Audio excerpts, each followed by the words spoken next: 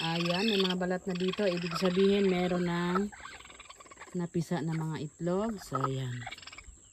Kasi si William ay nagpakain kaninang umaga. So, ngayon nandito ako. May mga balat na sa labas. So, ibig sabihin, may mga coming season na naman. Ayan.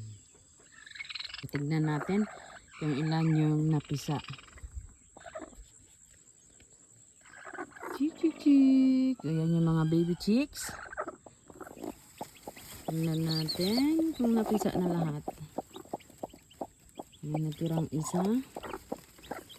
Hindi ko alam kung ilan to sila lahat. So, bukas na lang namin to ibaba. Kasi may natira pang isa, baka mag-crack pa yan ngayon. Ayan.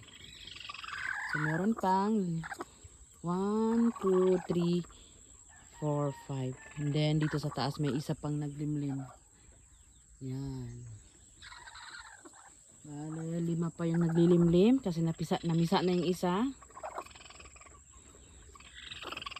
Ito din, check natin. Ooh. May isa nang nag-crack. Tignan natin.